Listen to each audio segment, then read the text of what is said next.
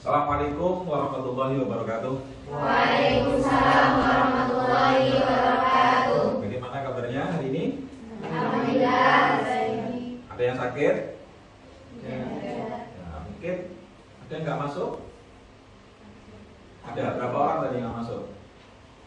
Tadi di jam sebelumnya ada berapa mahasiswa?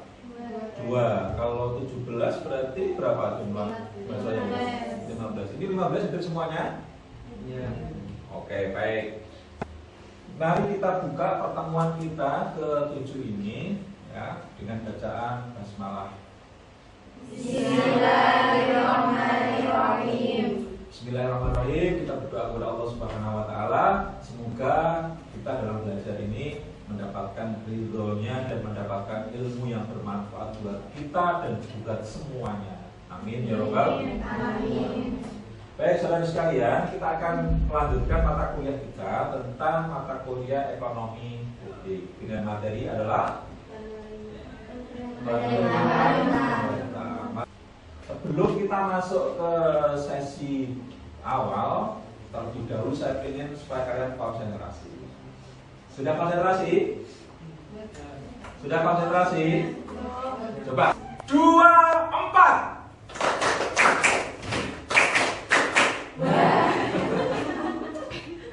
Baik, sekarang akan saya tingkatkan lagi konsentrasi Anda. 1, 2, 3. Oke, tepuk tangan buat kita semua. Baik, selanjutnya kita akan mencoba untuk mengulang kembali, ya, mengulang kembali materi-materi yang sudah pernah kita lalui, namun sebelumnya akan saya tunjukkan langkah pembelajarannya. Dalam waktu 5 menit kita akan introduction, pendahuluan, kemudian brainstorming, curah gagasan, ya, apa yang sudah saudara-saudara ketahui tentang materi-materi sebelumnya maupun yang akan datang. Kemudian kita akan nonton video remaja ini. Oh, suka dengan video remaja? Suka ya? Selanjutnya nanti kita akan berlatih dengan kuis, game-game kuis, dan yang terakhir kita akan refleksi apa yang sudah Anda pelajari, yang membutuhkan apa nanti diungkapkan di sesi yang terakhir ini. Masih ingat nggak materi kemarin terkait dengan pengeluaran pemerintah? Kenapa sih ada penerimaan dan mengapa ada pengeluaran pemerintah? Negara itu punya sumber penerimaan, pengeluarannya. Jadi ada sumber penerimaan, ada pengeluaran. Itu saya kira di semua organisasi begitu. Nah, pemerintah kira-kira sumbernya dari mana saja? Kemudian mahasiswa juga akan mencoba untuk menghitung PTH pasal 21 dari contoh-contoh soal ya studi kasus yang pernah atau yang akan kita lakukan. Kira-kira komponen utama penerimaan negara itu apa saja? 1. Pajak. 2. Iya, jadi komponen utama penerimaan negara itu dari 2 sumber. Yang pertama adalah pajak, yang kedua. Baik, kita akan nonton video seperti yang saya janjikan di awal. Jumpa dengan saya, Yasmin dalam mata kuliah ekonomi publik. Dengan sub CPMK, yaitu mahasiswa mampu menjelaskan penerimaan pemerintah dan mahasiswa mampu menghitung PPh pasal 21. Sumber penerimaan negara, sebagaimana disebutkan dalam laman Kementerian Keuangan, adalah penerimaan yang masuk ke dalam kas negara dan menjadi salah satu sumber utama pendapatan negara. Saudara-saudara bisa membaca buku produk kita sendiri, kebetulan tulisannya Pak Yasdi, juga tulisan Pak Tolib, ya, terkait dengan perpajakan di negara Indonesia, yaitu bukunya namanya Mengenal Perpajakan. Ini sudah komplit di sana, termasuk bagaimana langkah-langkah menghitung pajak. Kita akan belajar untuk menyusun peta konsep. Sekarang silakan setiap 4 orang membentuk satu kelompok. Biar karena ini jumlah cowoknya sedikit, ya gini aja kita atur. Setiap satu kelompok ada cowoknya, ada ceweknya.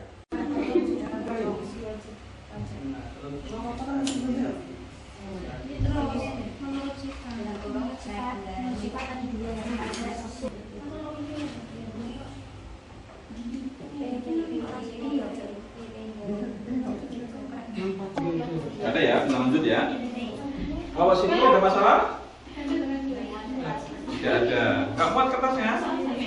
Mau ditambah lagi?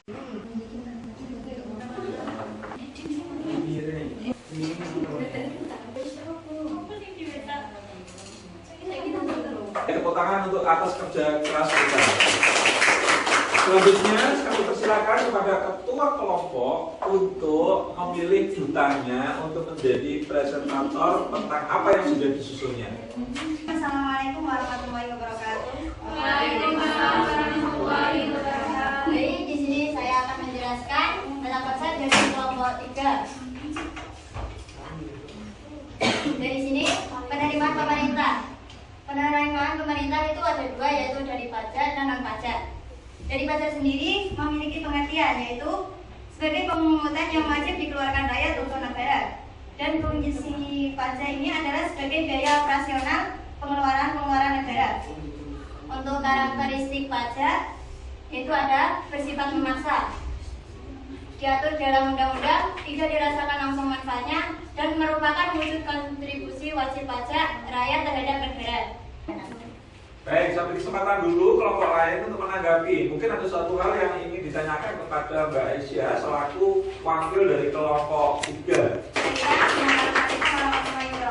Waalaikumsalam warahmatullahi wabarakatuh. Selanjutnya kita sambut perwakilan dari kelompok 1.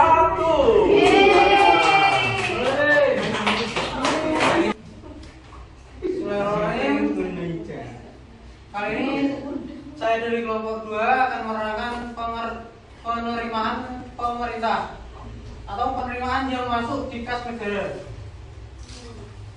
Penerimaan pemerintah dibagi menjadi didapat dari 2, yaitu pajak dan non pajak. Ya, pengertian dari pajak adalah kontribusi wajib kepada negara yang terhutang oleh orang atau pribadi atau badan yang bersifat memaksa berdasarkan undang-undang. Ya, dari pajak ini memiliki karakteristik pajak. Ya, karakteristik pajak yang pertama adalah bersifat memaksa, tidak dirasakan langsung manfaatnya. Yang ketiga, diatur dalam undang-undang. Dan keempat adalah wujud kontribusi wajib pajak rakyat terhadap negara. Oke, berikan tepuk tangan untuk kelompok 3. Baik, selanjutnya saya ingin mengkritisi dari keseluruhan ini. Kira-kira Anda menemukan sesuatu apa?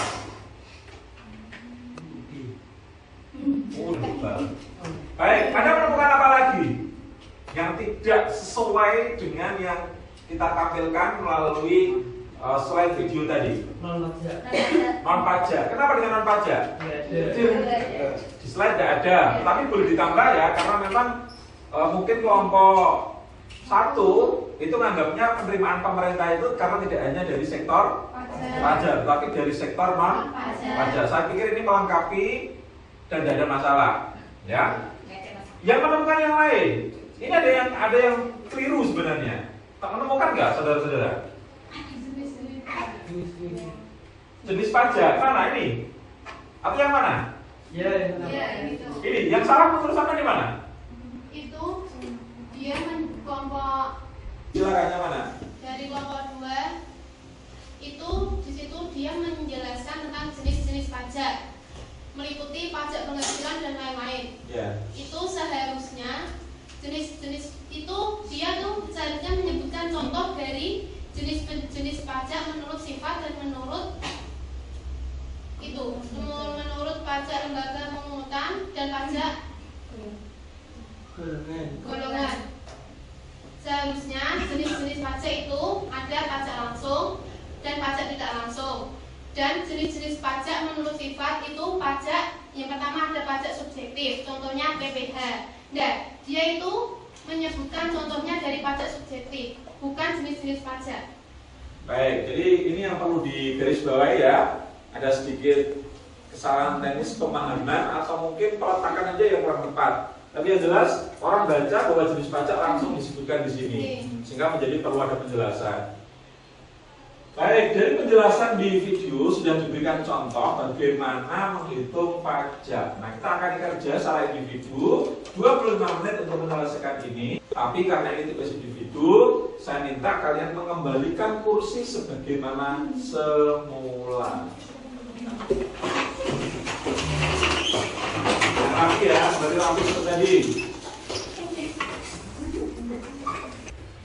Karena ini tugas individu, maka per orang harus mengerjakan.